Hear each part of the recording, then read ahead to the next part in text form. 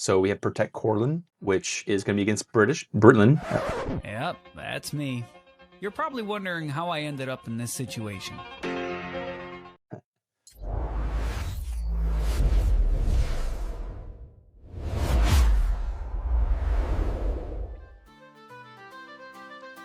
Welcome to Mr. Bunal Gaming, Master of Command. This is a brand new series we're going to do. This is a game that I was playing right before EU5 came out. EU5 obviously took over my time, but this was what I bought when I was jonesing for EU5, wanted to play it, had to wait, and so I was playing this for a while. So I have about 7 or 8 hours in this game so far.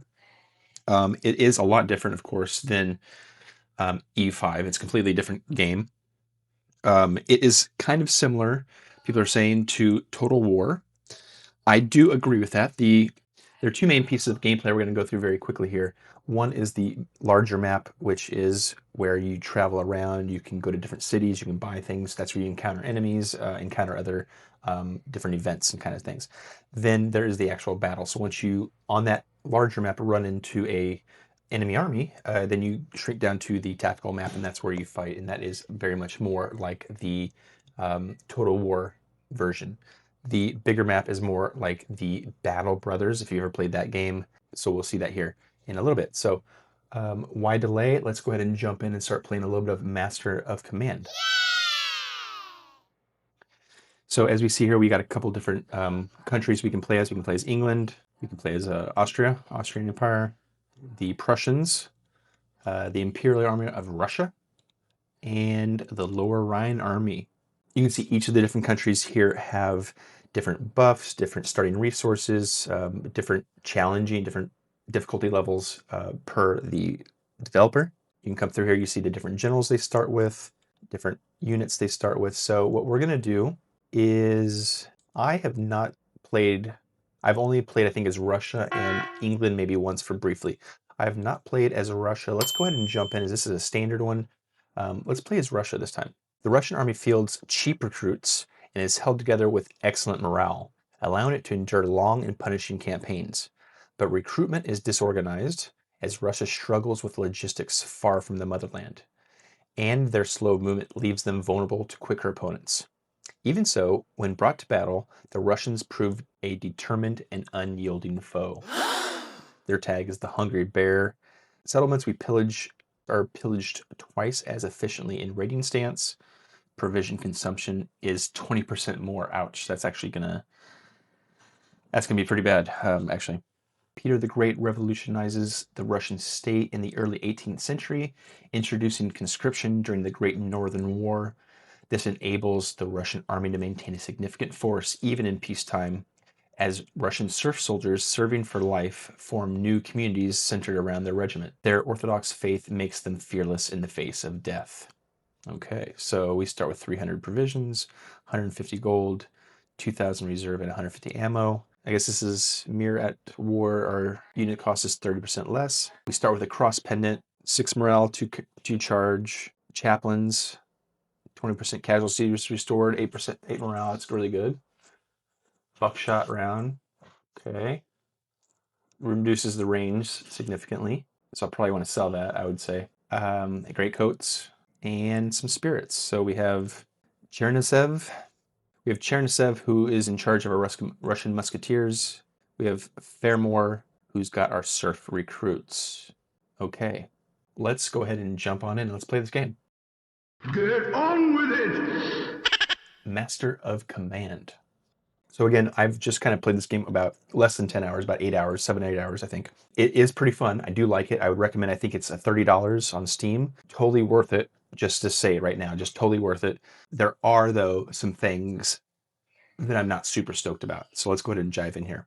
One of the things I'm not super stoked about yet, or maybe I'm just hasn't grown on me, is it is on rails, right? It does seem like it's a kind of a linear story versus a choose your own adventure. So what we do when we start a campaign is we can pick 3 out of 3. We can pick 1 of 3 different campaigns. So we have Protect Corlin, which is going to be against Britain, I believe. And if we win this campaign, we'll get field artillery. You'll join, which is great. And flying batteries doctrine is acquired. Okay. So that's if we win and protect Courland. We can also do protect Livonia.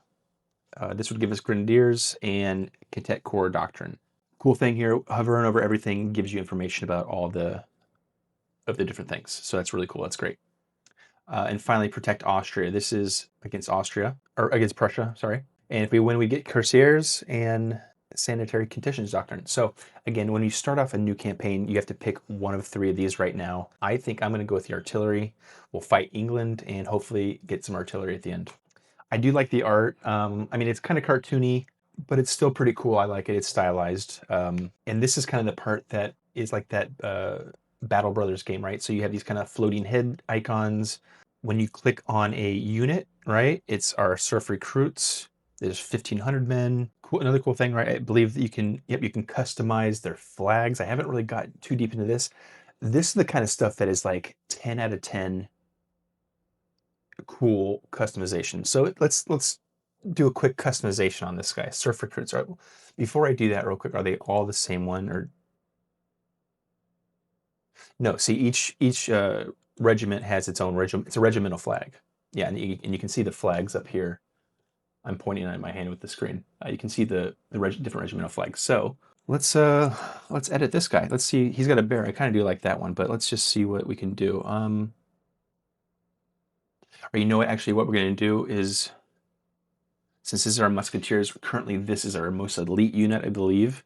Let's go ahead and give them our most scary battle flag. So we want it to be black. Our secondary color, probably red.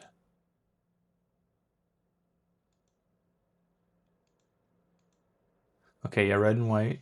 Or black and red, I should say. What's our emblem? I don't even, these probably all have specific meanings. That might be a cav, because it's got the sword on there. And that's obviously an artillery, so we wouldn't want that.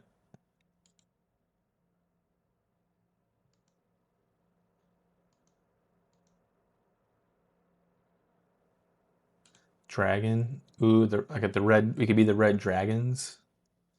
The black. That's pretty cool too. I kind of like the idea of just the red dragon. I mean, it's kind of weird, the red dragons, but we're gonna do that. There's a bunch of good ones. I mean, it's so cool. You can spend a long time. So we're just gonna go ahead and do. We're gonna be the red dragons. This is our scary bad guys here. So we'll save that customization. Well, actually, I don't need to save it. There's also patterns. I don't want to mess with this. I guess we have this pattern here, don't we? It could be on. Oh, it could be on a. There, see, there you go. Okay, we'll have a. That looks more Prussian than Russian, I should say. But hey, whatever. We're gonna just go with it. Okay, so very cool. You can customize all your flags. Then the next part is you can customize your actual regiments, right? So we already talked about all the different things we have. We have the cross pennants, we have regimental chaplains, buckshot, all that kind of stuff, great coats. So we're going to customize our units again. So this is our musketeers. This is our number 1 unit. We're going to give them everything, right? So we're going to great coats, cross pendants, and regimental chaplains. So they should be pretty strong. The musket's basic, and the bayonet, I think, is an okay one. Let's go ahead and give these guys a booze, and we'll give them the buckshot. Oh, well, this is for Cav. Oh, no, okay. I don't really like that, but maybe these guys can be like the sneak up on the flank and shoot a buckshot into them. Okay. So this is our camp view, right? We can build and buy new units, build it out, equip them, customize them here. I think we can also potentially train. I haven't really got that far into it again, right? Up here is where our reserve units go, right? So we can get a unit or get a leader, and then if we haven't already built out another regiment or another brigade, they would sit up there for a while. Okay, so let's get out of the camp. Here now, war is upon us. General, your army stands at the frontier. Though modest in size, your forces are disciplined and in good order. A nearby depot lies ahead, lightly defended, and will serve as a starting point to begin your campaign, though you'll need to press on soon after.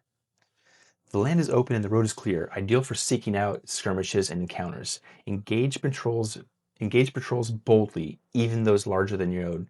Their troops are of lower quality, and the spoils of equipment will serve your army well. We await your progress. Hey guys, I'm going to stop right here. That's the quick intro of Master of Command. On the next episode, we're going to jump into some gameplay here. A quick final thoughts. I think it's well worth the price. The artwork is cartoony, but I think it's pretty cool. It works well for what we have here. The customization is 10 out of 10. I mean, I want to see what we can get in here more. I don't know if we can do uniforms or anything like that, but the customization of the flags, the regimental flags, is just amazing. I love that. Like and subscribe if you like this game, if you like Ely 5, if you like any kind of the games I play on the channel.